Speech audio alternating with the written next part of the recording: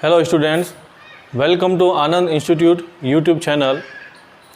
आज अपना जो टॉपिक है क्लास 9th के अंदर वो रहेगा पॉपुलेशन के ऊपर। पॉपुलेशन का टॉपिक हमने लास्ट वीडियो के अंदर शुरू कर दिया था। देखिए, पॉपुलेशन की स्टडी करने से पहले हमें जो है या उसके बारे में जो है उसको 3 भागों में डिवाइड किया गया है। इन 3 पॉइंट के बेस पर जो है हमें इस पॉपुलेशन वाले टॉपिक की स्टडी करनी है। तो वो 3 पॉइंट कौन से हैं? सबसे पहले पॉपुलेशन साइज एंड डिस्ट्रीब्यूशन देखना होगा, यानी कि पॉपुलेशन की साइज़ क्या है, पॉपुलेशन कितनी है उस कंट्री की, एंड डिस्ट्रीब्यूशन का मतलब उसका फैलाव कितना है। कहीं पर जनसंख्या ज़्यादा निवास करती है, कहीं पर कम रहती है, तो वो डिस्ट्रीब्यूशन भी जो है हमें देखना पड़ेगा। तो ये जब दोनों चीज़ें देख लेंगे हम, पॉपुलेशन साइज एंड डिस्ट्रीब्यूशन, तब जाके आपका ये फर्स्ट पॉइंट जो है वो कंप्लीट हो जाएगा। फिर सेकंड रहेगा population growth and process of population change. Second topic के अंदर हम देखेंगे पॉपुलेशन की ग्रोथ किस स्पीड से हो रही है, पॉपुलेशन किस स्पीड से बढ़ रही है, वो हम देखेंगे। And process of population change, और पॉपुलेशन में चेंज किस तरीके से हो रहा है वो सारा हम इस टॉपिक में देखेंगे। तब जाके अपना जो है सेकंड पॉइंट जो है वो कंप्लीट होगा। फिर थर्ड आता है characteristics of qualities of populations, ठीक है ना। अब हम तीसरे पॉइंट में हम देखेंगे जनसंख्या के गुणों के बारे में, जनसंख्या की क्वालिटी क्या क्या है, उसमें उसकी लिटरेसी रेट वगैरह देखेंगे, हम सेक्स रेशियो देखेंगे। ये सारी चीज़ें जो है इस तीसरे पॉइंट के अंदर देखी जाएगी, तब जाके हमारा जो है तीसरा पॉइंट कंप्लीट होगा।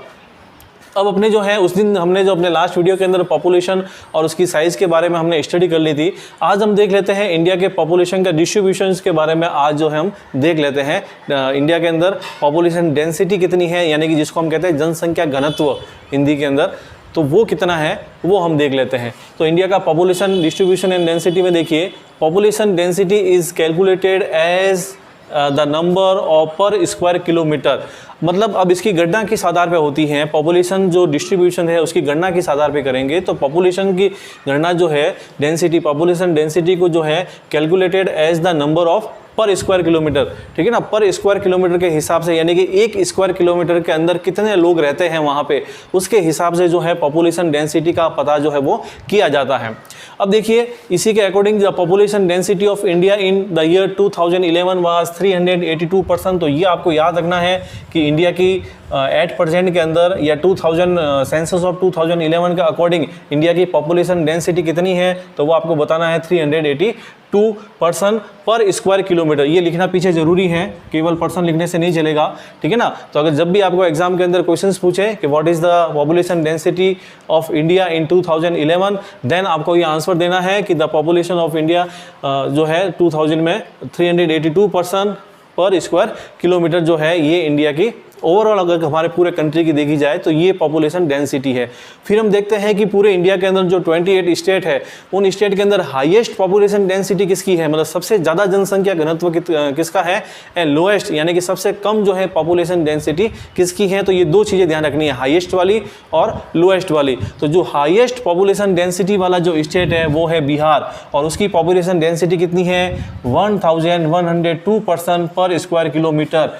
ये आपको जो है ध्यान रखना है, ये इसको आपको रिमेंबर रखना है। ओवरऑल ऑल ओवर इंडिया का पूछे अगर आपको तो आपको लिखना है 382 पर्सन। और अगर आपको पूछे कि इंडिया के अंदर वापस हाईएस्ट पॉपुलेशन डेंसिटी वाला स्टेट कौन सा है, तो वो है बिहार, और बिहार के अंदर कितनी है 1102 पर्सन पर स्क्वायर किलोमीटर है। फिर अगर आपको पूछे लोएस्ट वाला कि लोएस्ट कौन है, तो लोएस्ट के अंदर आपके केवल ओनली 17 पर्सन पर स्क्वायर किलोमीटर इन अरुणाचल प्रदेश। तो ये आपको जो है ध्यान रखना है कि लोएस्ट जो है वो 17 पर्सन पर स्क्वायर किलोमीटर है अरुणाचल प्रदेश के अंदर।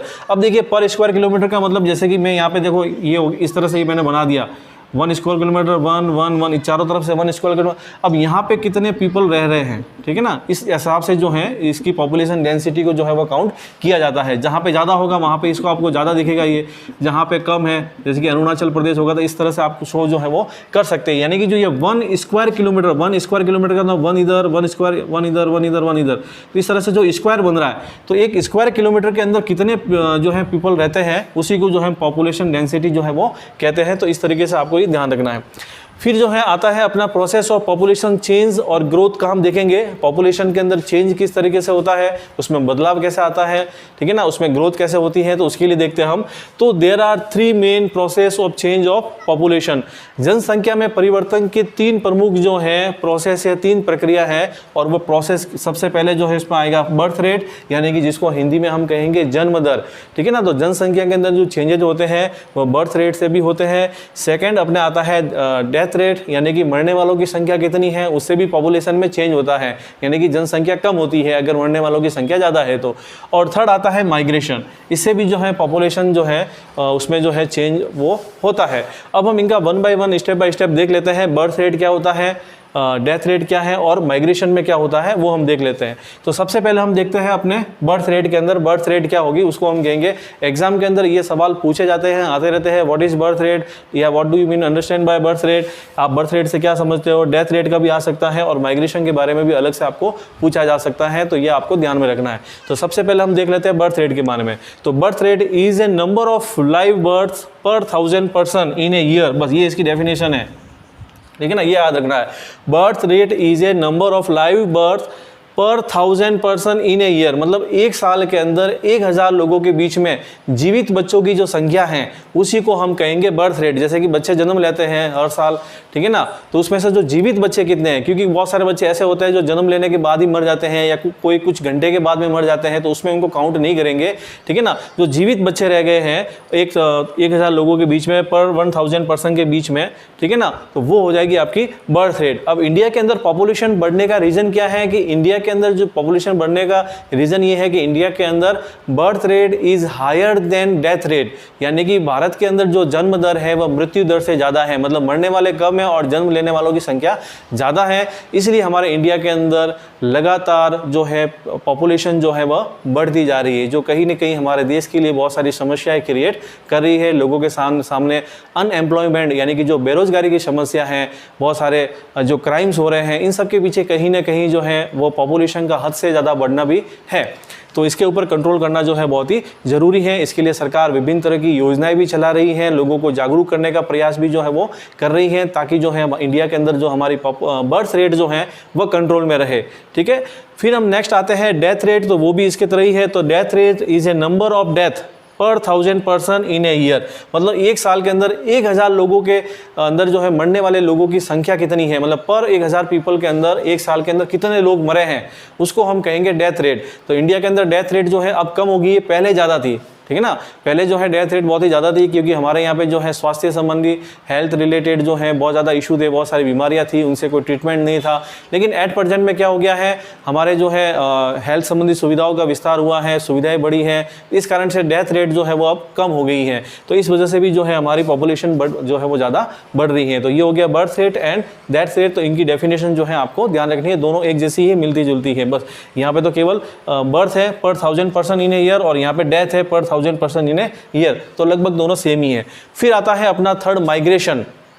माइग्रेशन क्या होता है वो देखिए। तो migration is the movement of people across region and territories, यानी कि माइग्रेशन का मतलब होता है लोगों का मूवमेंट होना एक प्रदेश से, एक क्षेत्र से दूसरे क्षेत्र में, या एक राज्य से दूसरे राज्य में। जब लोग जाते हैं तो उनको हम कहेंगे माइग्रेशन। लोगों का एक स्थान से दूसरे स्थान पे जाना जो है वो कहलाता है माइग्रेशन कहलाता है।